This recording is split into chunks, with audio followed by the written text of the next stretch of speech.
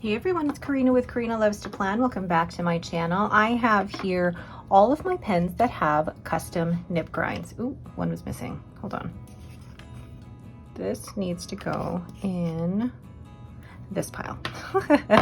So looking at my pen collection and looking at how many have custom nib grinds, I wanted to share all of the different nib grinds that with you, but also share who did the grind as well and why I like them so much. I don't feel like I'm the most knowledgeable person when it comes to being able to explain all the parts of the nib and everything, and I'm horrible at drawing out the shape of the nib, but I will do my best to show you the different nib grinds and what they look like. So I'm gonna move these over to the side here so that I can bring out my trusty notebook. Now basically, when it comes to nibs, I want to bring out a nib here that has no grind on it. Basically, if you are looking at the nib and the very tip of the nib here, there is something called tipping material, and that tipping material can be actually shaped into various ways, but basically that tipping material is what is making contact with the paper. And the majority of nibs that you are going to get, you know, the extra fine, medium, broad, double broad, are going to have round tips. So the tipping material is going to be round, and that creates the consistent line widths regardless of what direction you're writing in. What I'm going to show you is basically how the shape of that can be changed and the different effects that you're going to get when you grind your nib. I am not a nib grinder at all. I took a nib grinding class at the San Francisco Pen Show. It wasn't what I expected it to be, but I want to show you basically what I have in terms of nib grinds, and then hopefully this will help you when it comes to making your own decision about what you'd like to do. The first nib grind that I'm going to show you is one that is pretty readily available. It is a stub nib, and basically a stub nib is where they have removed a lot of the tipping material and then, don't know if you can see that, have tried to basically make the top flat and then the sides a bit rounded, so you're going to get a little bit of line variation. This is a Le Bon 325, and this had a broad nib, and I had it ground down to a medium stub by Mark Bacchus. I'm going to do a quick dip test here to show you basically what this looks like. Now, granted, doing a dip test isn't always going to be the most accurate, but I don't want to ink up every single pen because that takes a long time to clean. I will still have to clean these, but whatever. Okay, so this first grind here is a medium stub. And what you're going to get with stubs is, let's bring that down a little bit here. What you're going to get with stubs is the thin cross strokes and then the broader down strokes, so that you get that lovely variation. Now with the stub nibs, the way that the nibs are going to be shaped is they're a little bit more rounded like that. And I apologize for my terrible drawing of the nib. So basically the flat edge there and the rounded edges, the flat edge creates that thin line because you've also taken out some of the tipping material from the bottom, and then when you round the edges it makes it a lot smoother in terms of writing experience. So this is my Le Bon 325 in Cambridge, and the grind was done by Mark Bacchus. So this was done actually a few years ago. I really love it. I think it's actually my broadest, I think, in terms of the nib grinds, and it's a good safe one for anyone who wants to try getting into nib grinds. After that, I thought I need to try what a fine cursive smooth italic is like, and I did try one on a Pelikan M600, but I sold that pen, so then I decided to get a fine cursive smooth italic on this pen. This is my Esterbrook Esty in Rainforest, and the difference with a stub nib versus a cursive smooth italic is that these rounded edges are going to be just a little sharper. And I don't know if I'll be able to show that here, but this is a fine cursive smooth italic. So it is a little bit slicier. And I don't know if you can hear that when I'm writing.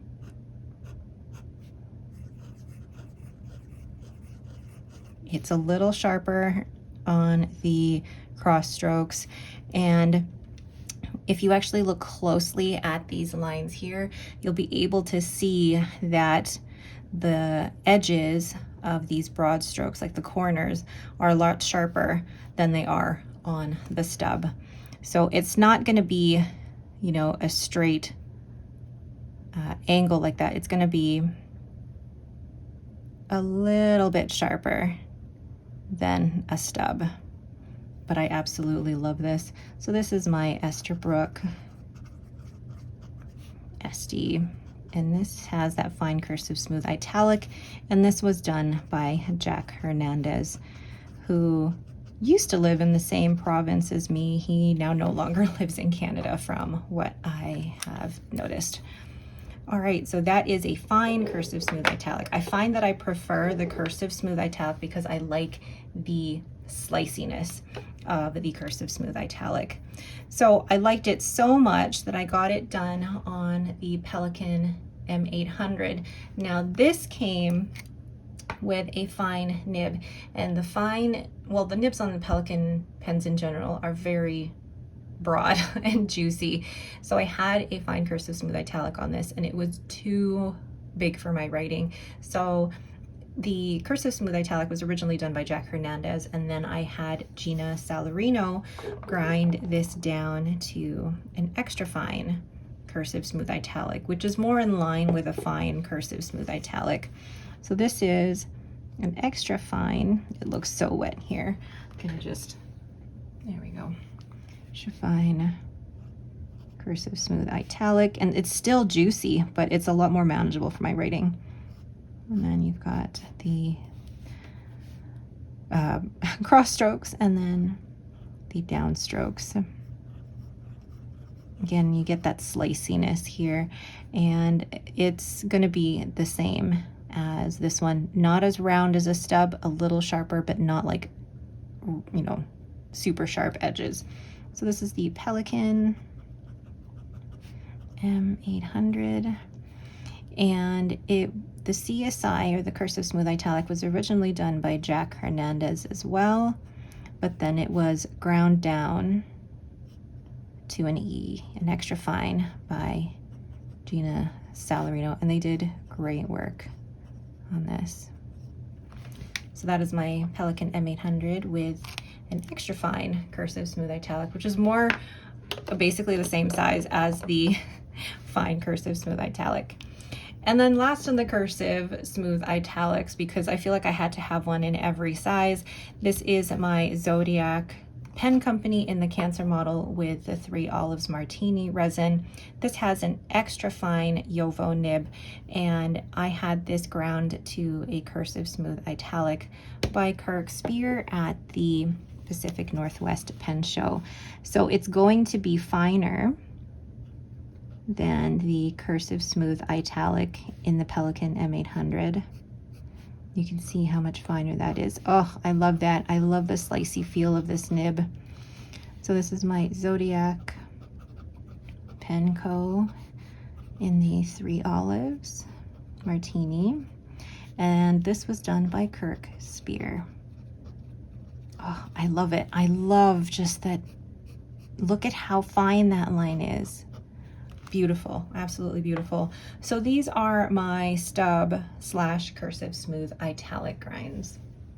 The next round of grinds I'm going to show you are the Architect grinds. So I discovered my first Architect nib through Peyton Street Pens, where they were selling just the nibs with the Architect grind. Now this one is a medium Architect grind, and I know that some people are a little bit more selective when it comes to the Architect grinds because it really depends on the angle that you write with, but I'm not as sensitive to that. So I was okay with buying a nib just like that without the writing angle or anything, just to try it out.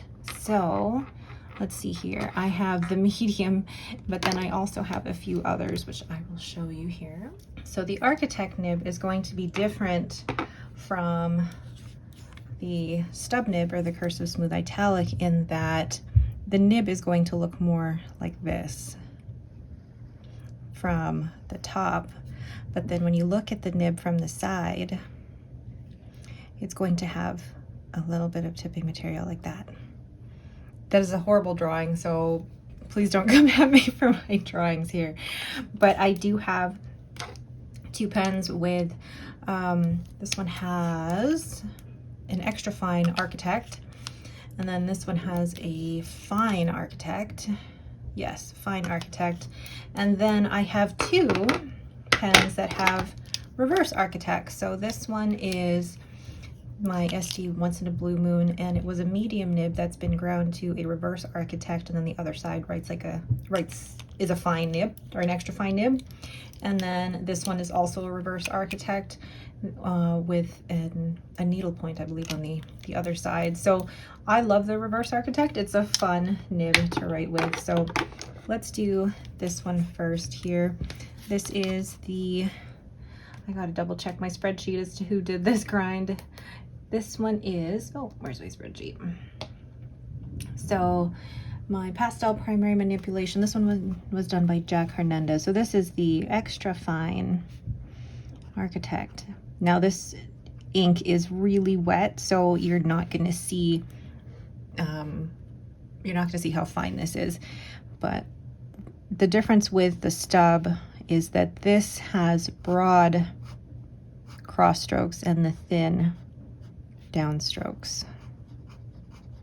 And again, super slicey. I love that. So this is my Just Turnings Pastel PM, and this one was done by Jack Hernandez. It's a very wet ink, so you're really not getting the line variation that you normally would. Then we have, I apologize for the zooming in here.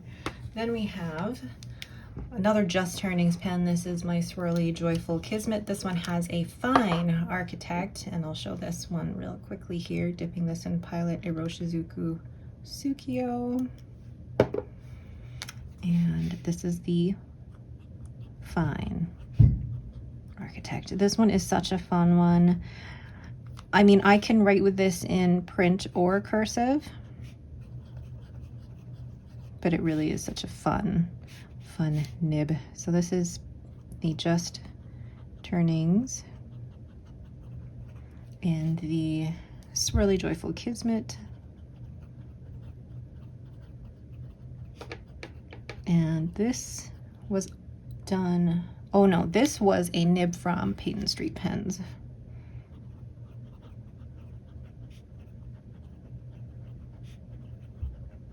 And now the thing with the Architect nib that we have to, I guess, be mindful of is that the angle of the way that the tipping material has been shaped will affect some people. So some people write at a higher angle, some people write at a lower angle. Depending on the angle that you write with, the angle of the Architect nib will, you will be able to feel that. So that's also something to consider. The next Architect is a reverse Architect on this Esterbrook SD Once in a Blue Moon, and it's a reverse Architect. This one is fun because it's like you get two pens in one.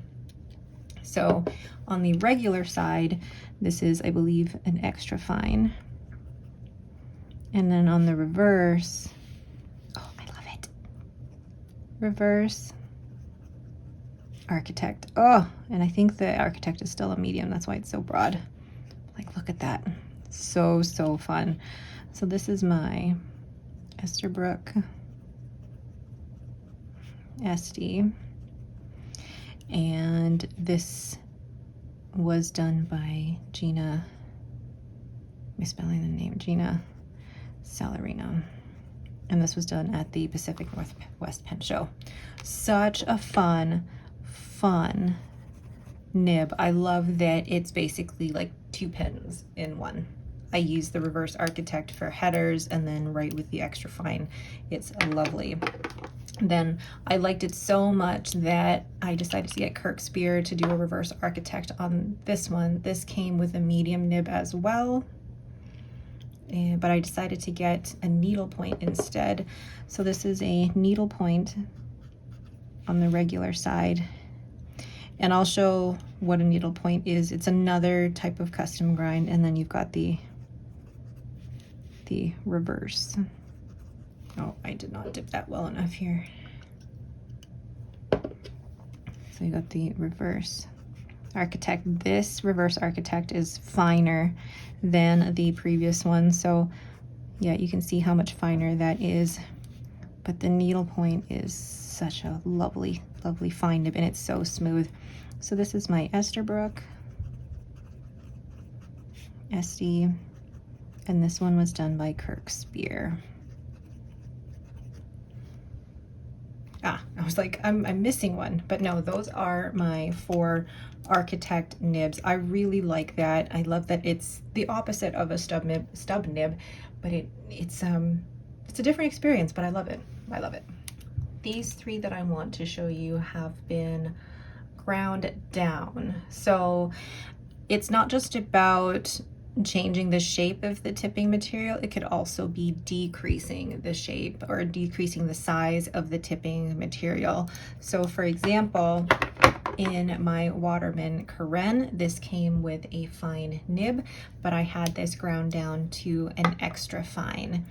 And you know, I may not need to show you this, but I thought it was important to show that, yeah, custom nib grinds don't necessarily need to be just about changing the shape. It could be about just changing the size. So this is an extra fine, and I love it. And so it was basically a grind down. And this one, it's lovely and smooth. So this is my Waterman Karen. And this one was done by Kirk Spear at the San Francisco Pen Show. It's running out of ink there. But I love that because I couldn't find an extra fine Waterman Karen. And so I bought the fine, and I love it. The nib writes beautifully, but I have small writing, so I wanted a finer line with that, and I really, really love this pen. So I'm glad I invested in getting this ground down to a size that I really like. Then this beautiful, beautiful Esterbrook SD. There are some pens out there that already come with specialty nib grinds like the Esterbrook SD. You do have to pay a bit more for them. So for example, this is the Honeycomb SD, and this has a needlepoint nib done by Kirk Spear. And you have the Esterbrook logo, but then you also have where it says needlepoint on there. And I love this so, so, so much. I didn't think I would because I had tried something similar to this and I did not like it. But then when I tried this one, I was like, damn, I love how fine this is, but it's still, it's not, oh, how can I describe it? You've got the feedback, yes, but it's still smooth. It's not scratchy, and it's just the slicey that I like. So this is the Esterbrook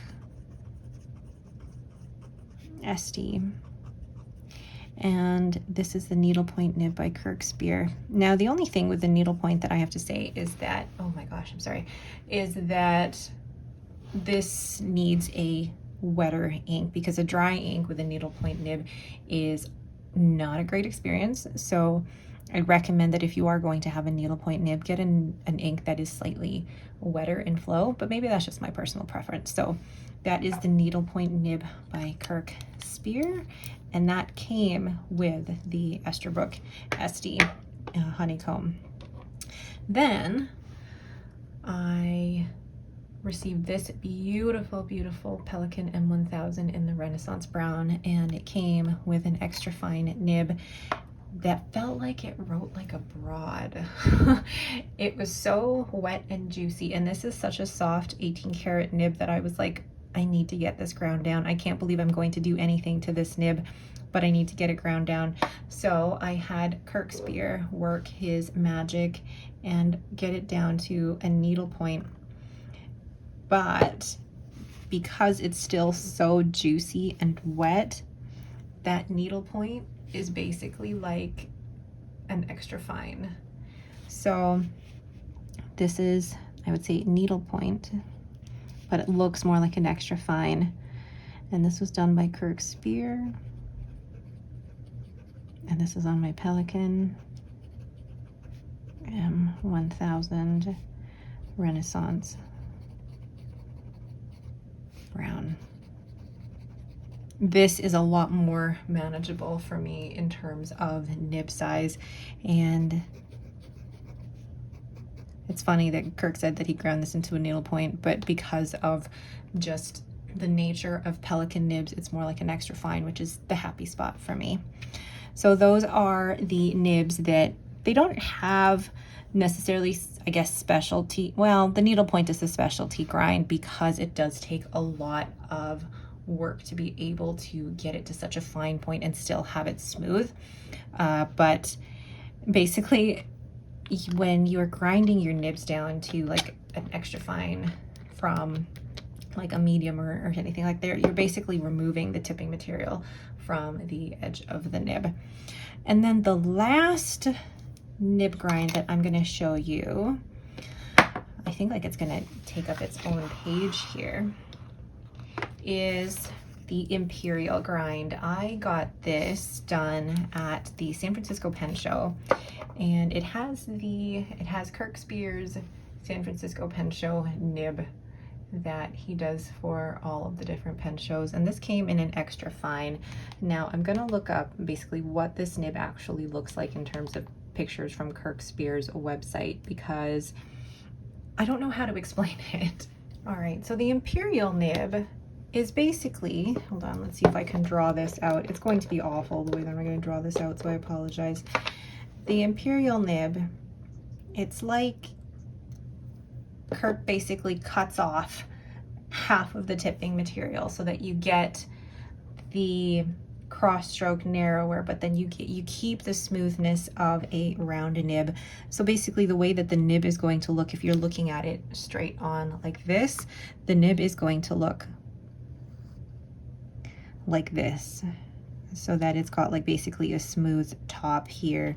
And then if you're looking at it in, from the side like this, it's going to look like it's got a flatter edge, the rounded tip, and then you've got the nib. And then if you're looking at it from this way, you're basically going to have the flat, or sorry, if you're looking at it from the top, you're going to have more of like a flat top there, and then the nib. So you're like wondering, how does that actually write? So this Imperial nib, when you're writing with it the regular way, feels like you're writing with a cursive smooth italic. So you get the, the broader downstrokes and then the narrower cross strokes. But then when you actually turn it around and do the reverse, look at that. Beautiful.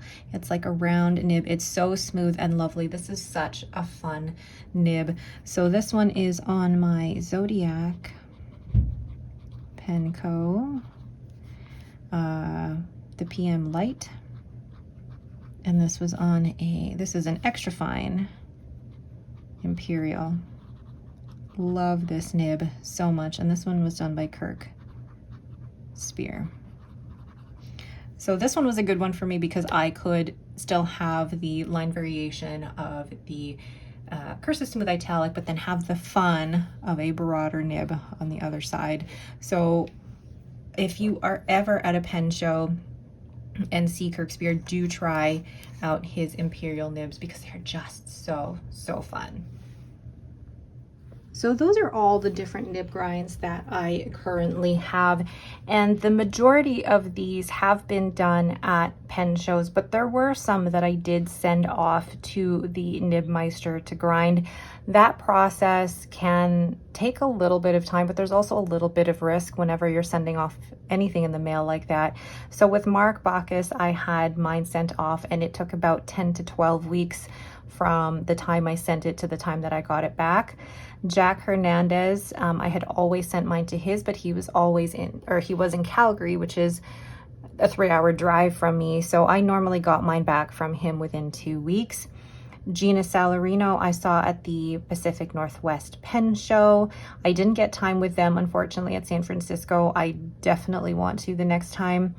And then Peyton Street Pens was just a nib that I bought straight from their shop. And Kirkspear I saw at San Francisco Pen Show last year, and then again at the Pacific Northwest Pen Show this year, and San Francisco again this year. So I know that not everybody has the opportunity to get to a pen show to be able to try out nib grinds, and for some people being able to send pens off can be a little risky. So I know that there are some retailers like Peyton Street Pens who sell cursive smooth italic Yovo nibs and architect nibs that you can try out. And I know there's also, I'm trying to think of the other retailer. I can't think of it at this moment, but if you know if there are any other retailers that are selling, you know, Yovo number 6 nibs with specialty grinds, then you can order those as well. I actually think Kirkspear does that he can sell Yovo number 6 nibs with specialty grinds and just sell the nib. So there's different options for you out there. I know this isn't accessible for everyone, but I just wanted to show the types of nib grinds that I have that I enjoy, and there's so much more out there in terms of nib grinds. And basically the main purpose for me with a nib grind is just a different writing experience. I have so many pens, and a lot of them have Yovo number 6 nibs, and some people will think, well, they're just Yovo number 6 nib holders, but having pens with Yovo number 6 nibs allows me the comfort and flexibility of trying out different nib grinds without worrying too much about wrecking a nib, if that makes sense. All right, but that is it for me. Thank you all so much for watching. If you have any questions, please leave them in the comments below. If you like this video, please leave me a thumbs up and don't forget to subscribe. Thanks for watching and have yourselves a great day.